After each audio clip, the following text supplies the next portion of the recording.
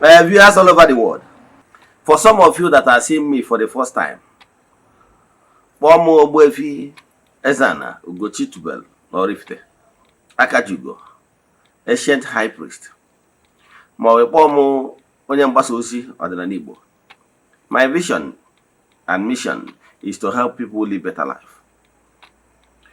N'ụbọchị taa n'oge awa nke eziokwu isiokwu anyị ji wee bịa wụ what you should consider when choosing a life partner.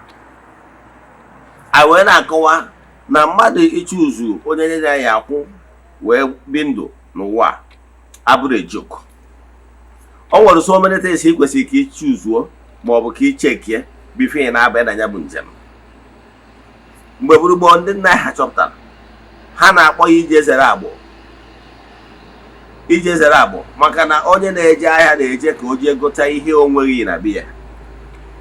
O nwere onye na-eje ahịa ka o jee zụta ihe o nweburu na biya kama na ọ ihe ị na-ala ka ị na-ediri ka ị wee dị ebube na be gị ka ị na-eje n'ahịa jegoro.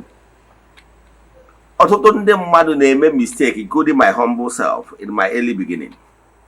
Ị nwere ike ihe ị na-consider abụrụ necessarily ihe ị na-ediri. Enwere needs, enwere wants. ịghọtara ya?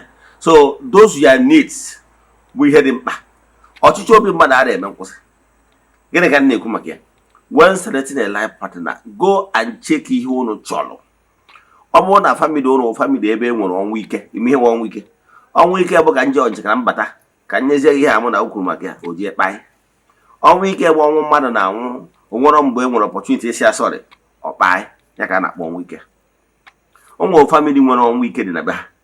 Ọ bụrụ na ije n'nwaanyị ma ọ bụ ịnụ di ije na family ọnwụ ike dịkwa.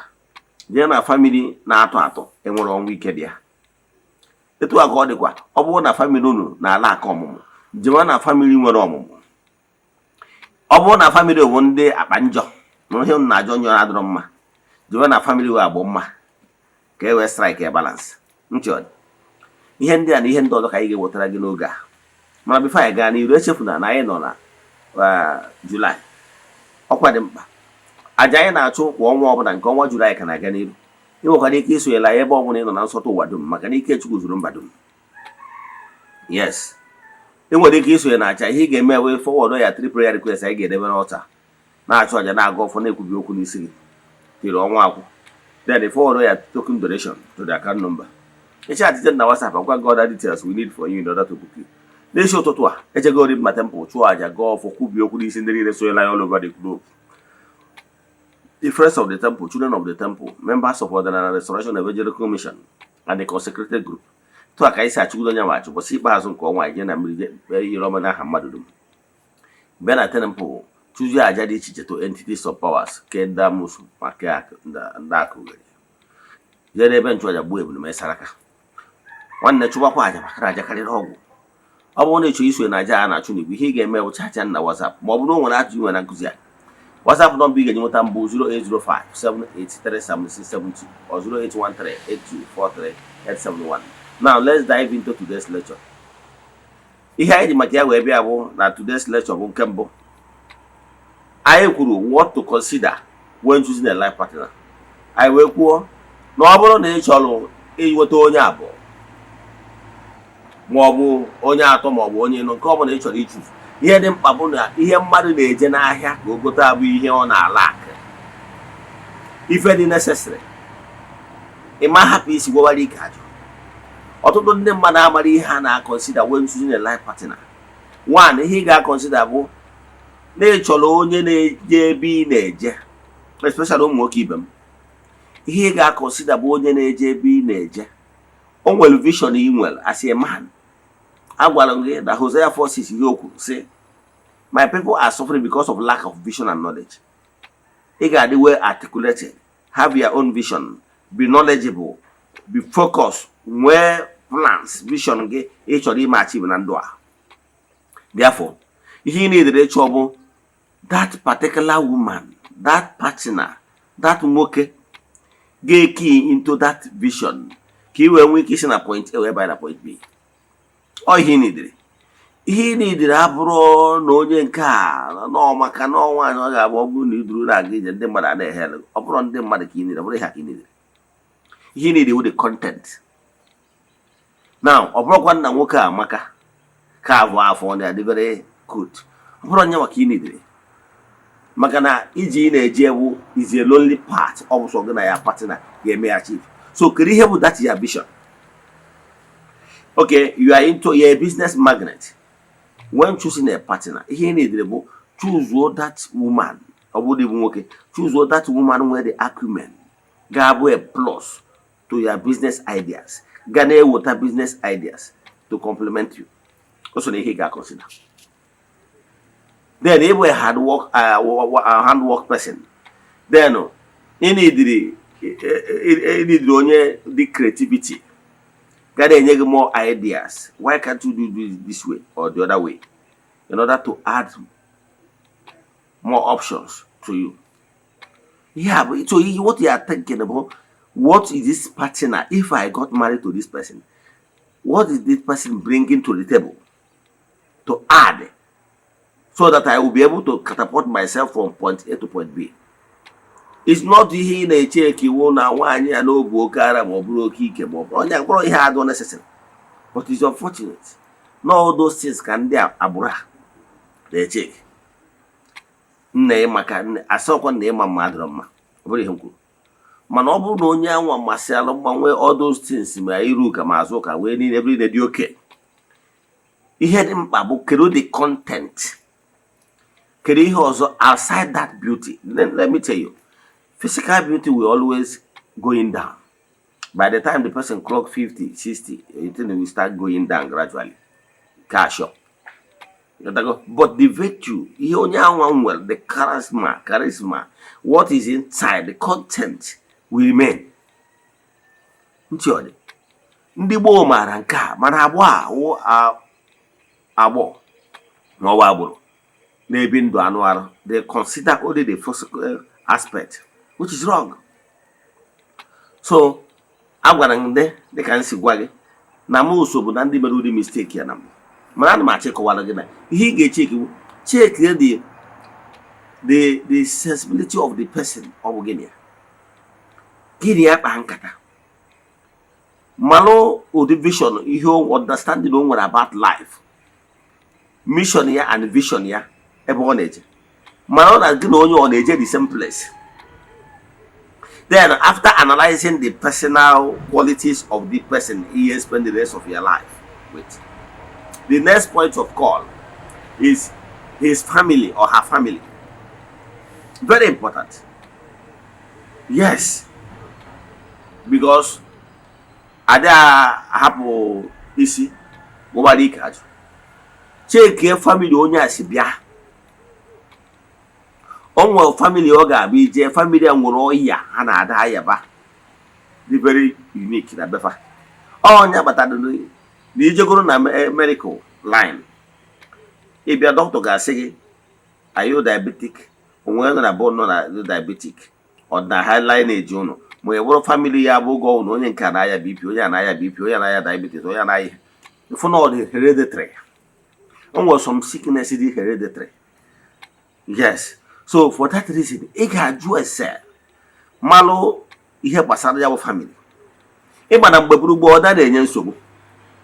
Na mgbe buru gboo bụ na obodo na izi a na-anụkarị a na-eje mba because adị hapụọla oyibo.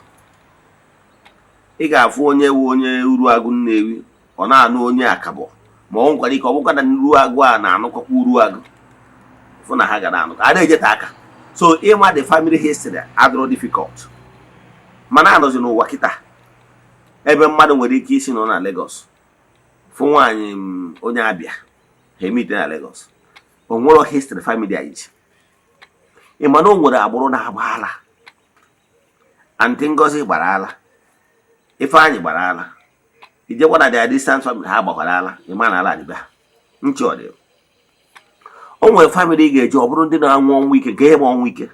Ọnwụ ike bụ ndị ahụ ga-abụ n'ịpụtalụ jụọ ese asịghị na Ifeanyị jere Lagos ebe ọ na-eji ahịa sreblet tụọ ya ọnwụrụ. Ifeanyị si ka eji ahịa na ya na-abata ka ya sa na ọrụ uche gị aga na-ekwuru Ifeanyị nwụrụ ụgwa.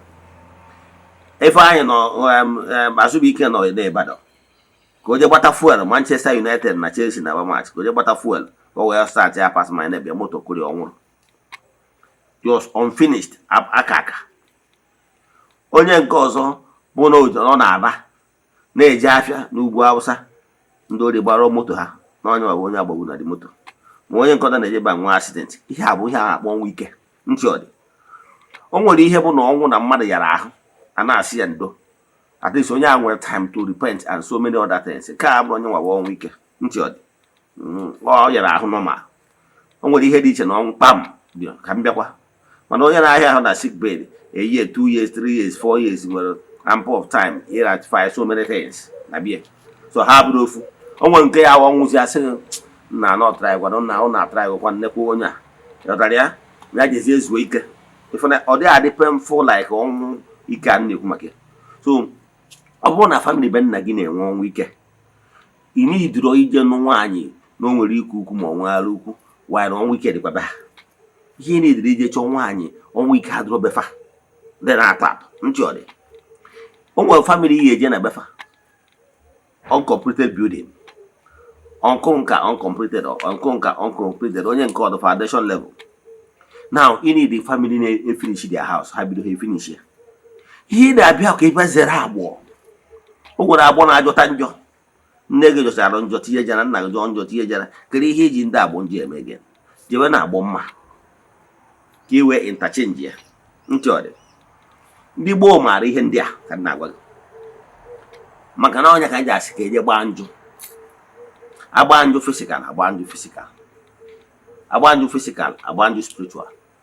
So mgbe ha na-ama because ha na-anụkọ, mana ọlụ oyibo pụtaziri a na-ejezi ebe onye furu ibe na Facebook osu.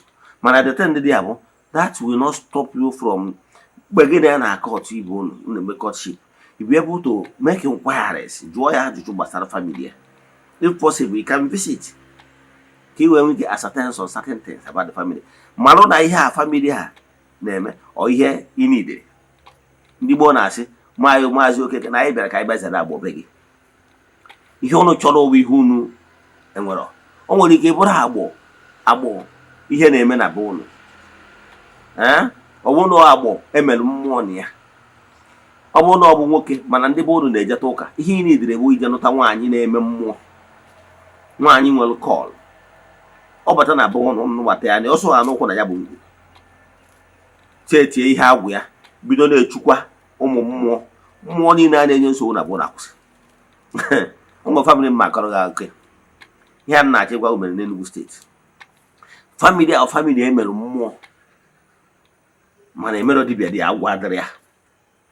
So emesizie datị na nwa ọ na-emezi agụrụgụrụgụrụ mmadụ ada.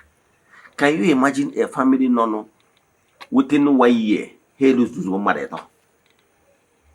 And nke bụ eziokwu na arụsị bataziri, mmụọ batara na befa na-ese mmadụ. Gịnị butere ya? Ọ bụrụ na ya bụ family nwere ka ya bụ family si dị, minus na enwe foundational error emere abandon. Nwaanyị a nụtara ndụ anya family wụ family nwata nwaanyị si na family ha na-eme agwụ ndị ọrụ wee be ijeri na befa. Instead of ha ga-eji aka wee embrace that woman, that woman ha married, they married, bụ is enough. Ha gbatara n'afa is enough. Ọ bụrụ na ha made the woman embraced, obi dị ya mma nabata na ya family, sụsụ ụkwụ ọma asị na that family dị enough ime ka ihe ndị a na-ebe na ya family kwụsị. O nwere nwaanyị ọ ya ama ịnụta na family ụnụ ịfụ na ọfụ anyị dị ebube, ihe suyenu dị enough stop. Ka m gwa gị ihe kpatara o ji abụ ọnwụ na family nwere ọnwụ ike. Example, ma ọnwụ family a na-anọkọta ofu ife eme. O nwere nwaanyị ihe enye nụta ya na ezumezu na mmụọ ọsọ ebia na ije dị na ya family o ndị ọnwụ ike maka ihe suyenu, maka na ịmụrụ family covenant. Ihe na-aka ọsụkwu ya ka m gwa gị atụ. O nwere family covenant ebe esi ya family nwata nwaanyị a si bịa. Ọnwụ na family nwere ọgbụgba ndụ na fa ga na-ebi ogologo ndụ. Nwaanyị a nwata ya na ya family so kwọdọ na family o end ya that ọnwụ ike na ya family. Family ọbụla nwere ihe ndị Gboo ji gba ehibie. O nwere family ndị Gboo hibelụ na nwa fa dị anọ n'ezi. Any son of their blood cannot stay outside. Ha nwee ka ha si mụọrọ nwa anọrọ outside, ha ga-emebigodo nwa ahụ tiri nwa ahụ nọta ụzọ ya nata.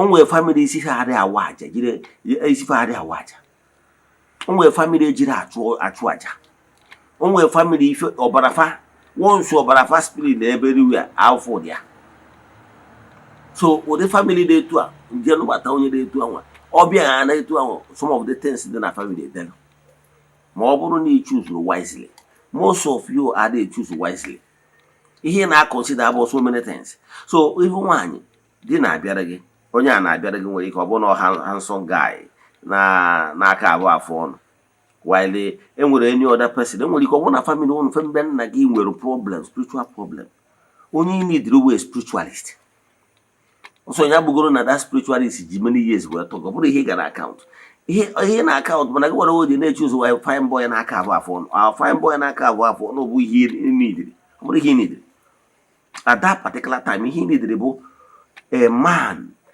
nwere spiritual worth nwere ike bịa na ya family ọ gwụrụ na ọgọrọgọ na family unu o end there many years of sorrows his presence ọ bịara bịa gbanye ikwu na nyawo family o end there family problem spiritual problem family a na-enwe nwere idea ọ ihe ndị a ka ị gara consider somebody ga-awụ bata siso na present ya and nullify some of the problems you need or want because all people na so when choosing a partner, every woman in a lady in a spiritual problem and the debate na gather care and there the one young boy and I have a phone they will look a mature person who is spiritually similar manner so young again can not put an application on a happy enough to find boy a more of the hate or a more crazy milk choosing. More cases they make a choice. That is the problem. That fine boy young in a chocolate camera phone will soon fade off. And that you need a solve there because it's the focus what that I want. Get a new kumake. Analyze here properly. What I do stand to gain if I get married to this man? Okay on one. Analyze here properly. Can you stand to gain? Can you check him mad or the necessary? So check you only got add the value so that if you get to point A to point B. But all he get check you the physical attributes and everything. You are missing the point. You are missing the point. I'm what to turn them better than my inbox. Oh, so now what career but I do like you. I like you very one is more reason. So here I didn't check what again when considering why you are choosing your partner. Know exactly why you are choosing. Yes. Our family be too broke. Then he needed somebody where he can be both spiritual and financial strength. He need can well liberate you. So when choosing, either they choose you based on no, not necessary. So only the focus. He might get exactly here in a lack. If I mean a lack, go for it. He will complement here. What you people, the deficiency, then I have family, more than I have life. Can you see ever? Who knew where I had you? Nankusia. Normally, talk about our family. Chat me on WhatsApp 0805 7837672 or 0813 8243 871. Kena no opportunity. May the blessing of Chukwuke Premier be with you all. May you be protected, may you be favored. HF Kona, na phone number, the screen, got phone numbers. Phone numbers in that is not on WhatsApp. Call the question in no go one case. Was a noble on way below the Jewish. Emecha, no give poor me. Remain blessed.